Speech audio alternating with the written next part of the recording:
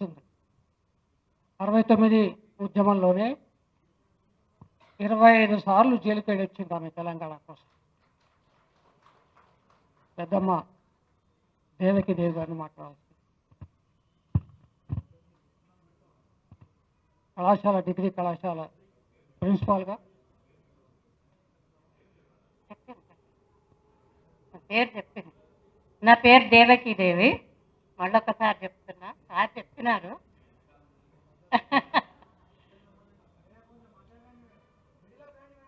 నేను ఆయాచితం శ్రీధర్ గారు చెప్పినట్టుగా తెలంగాణ ఉద్యమంలో 1969 నుండి తెలంగాణ రాష్ట్ర ఆవిర్భావం వరకు పాల్గొన్నదాన్ని. మొదట సభకు అధ్యక్షత వహించినటువంటి ఆయాచితం శ్రీధర్ గారు, ఈ సభను నిర్వహిస్తున్నటువంటి కవిత గారు, మిగిలిన వేదిక మీద ఉన్న పెద్దలందరికీ, వచ్చిన తెలంగాణ ఆత్మీయులందరికీ కూడా నా నమస్కారాలు. ఇక్కడ ఒకటి, బతుకమ్మ అనేటువంటి అంశము తెలంగాణ తల్లి గురించి మనం ప్రస్తావిస్తున్నాం. ఈ తెలంగాణ తల్లి విగ్రహాన్ని మార్చడానికి ముందే మిగిలిన వాళ్ళు చెప్పినట్టుగా మొట్టమొదట రాష్ట్రం పేరును మార్చారు. రాష్ట్రం పేరుని ఎందుకు మార్చిండ్రు అంటే, వేరే రాష్ట్రాలు ఎట్లా ఉన్నాయో మన రాష్ట్రం కూడా అదే పద్ధతిలో ఉండాలి అనే ఉద్దేశంతో మార్చారు. అట్లా మార్చినప్పుడు మరి మిగిలిన వాటిని కూడా మిగిలిన రాష్ట్రాలతో పోల్చుకొని మార్చాల్సిన అవసరం ఉంటుంది. తెలంగాణ తల్లి విగ్రహాన్ని మార్చాలన్నప్పుడు మన భరతమాతను ఒక్కసారి ఆలోచించిండ్రా? భరతమాత ఎట్లా ఉంది? ఆమె కూడా సాదాసీదాగానే ఉన్నదా, లేకపోతే సౌత్ ఇండియా తల్లిలాగుందా, నార్త్ ఇండియా తల్లిలాగుందా, ఎట్లా ఉంది అనేది విషయం ఆలోచించిండ్రా? భరతమాత ఒక దేవతలాగానే మనకు కనపడుతుంది, ఒక శక్తి స్వరూపిణిలాగానే కనపడుతుంది. ఒక్క భరతమాతనే కాదు, మీరు తమిళనాడుకు సంబంధించినటువంటి వాళ్ళ రాష్ట్రమాతను గమనించండి. ఆ రాష్ట్రమాత ఎట్లా ఉంది? తల్లిలాగా ఉందా, లేకపోతే తమిళ దేశంలో ఉండే పల్లెటూరు గ్రామంలో ఉండేటువంటి మహిళలాగా ఉందా? అదే పద్ధతిలో పట్ల కన్నడ మాతను కూడా గమనించండి.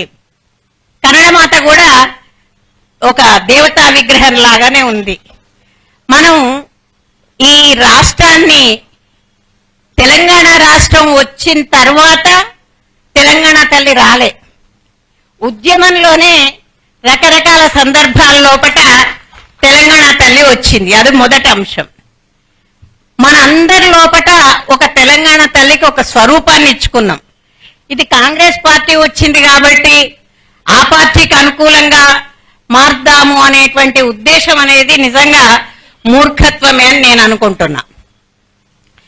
ఎందుకంటే మొన్న ఒక వ్యాసం వచ్చింది, ఒక ఆవిడ రాసింది, ఎంతసేపు తెలంగాణ రాగానే చాలా మంది మేమంతా ఇక్కడే పుట్టి పెరిగినాం, మేము తెలంగాణ వాళ్ళమే అనుకున్నటువంటి, అని చెప్పుకుంటున్నటువంటి, అని జబ్బలు దలుచుకుంటున్నటువంటి వలసవాదులంతా కూడా చెప్పడానికేమో మేము తెలంగాణ వాళ్ళం అంటారు. ఆమె ఒక వ్యాసంలో రాస్తుంది, తెలంగాణ తల్లి గురించి ఇంత లొల్లెందుకు అట.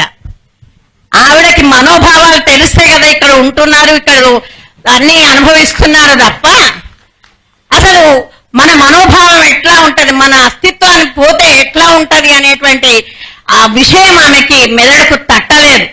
ఏదో మామూలుగా ఒక అభిప్రాయాన్ని, ఒక స్టేట్మెంట్ ని ఒక వ్యాసంలాగా రాసి పడేసిండ్రు. ఇది ఇప్పుడు చాలా చోట్ల జరుగుతున్నది, అన్ని విషయాల్లో అట్లాగే జరుగుతున్నది. ఇంతవరకు మేము తెలంగాణ రాగానే అసలు ఎక్కడున్న వాళ్ళంతా మేం తెలంగాణ వాళ్ళం అని చెప్పి ముందు కొరుకొచ్చిన వాళ్ళందరూ కూడా ఆ తర్వాత ఇప్పుడు కొంచెం రాష్ట్ర ప్రభుత్వం మారగానే వాళ్ళ వాయిస్ కూడా మారిందనమాట. ఈ విషయాన్ని మనం గమనించాలి. తర్వాత పాట కూడా ఇంతకుముందు వక్తలు చెప్పినట్టుగా ఎవ్వరి హృదయాల్లో కూడా ఆ జయ జయ హే తెలంగాణ మొట్టమొదట అందశ్రీ ఎట్లా పాడినారో ఆ పద్ధతిలోనే మనసుల్లో ఉంది తప్ప కీరవాణి ఆ ఉద్వేగమే లేదు అందులో.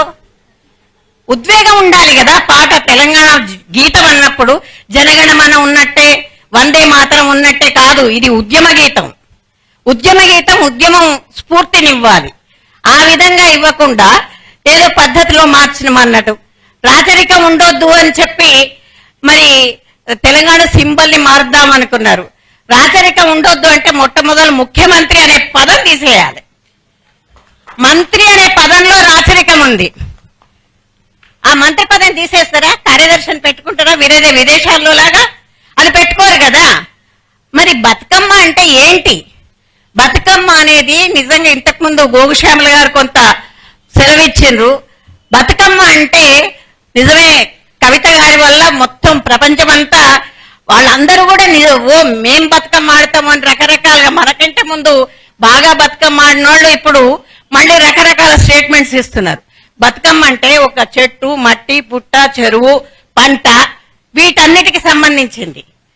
మన సామాజిక సంబంధాలను తెలియజేసేటువంటిది, మన వంటల్ని తెలియజేసేటువంటిది. చాలా చోట్ల పూల పండుగలు ఉన్నాయి, కానీ ఊరంతా ఒక్క చోట చేరి ఒక్క చోట జరుపుకునేటువంటి పండుగ బతుకమ్మ పండుగ ఒక్కటే. ఆ ఊరంతా ఒక్క చోట వస్తుంది. అట్లాంటి పండుగ ఆ బతుకమ్మ పండుగ అంటే స్త్రీల మనోభావాలు వ్యక్తం చేసుకునేటువంటిది. ఎవరైనా గమనించండి ఆ పాటల్లో ఏమున్నది? ఇప్పుడేమో చాలా మంది జనం డీజీలు పెట్టుకుంటున్నారు, కానీ ఆ పాటల్లో ఎంత అర్థం ఉన్నది. ఆడవాళ్ళు ఎన్ని వాళ్ళ కష్ట నష్టాలను వెళ్ళబోసుకున్నారు. వాళ్ళు మన సంస్కృతిని అంతా ఆ బతుకమ్మ పాటలు తెలియజెప్తాయి. ఆ విషయం వీళ్ళకి ఎవరికి తెలియదు.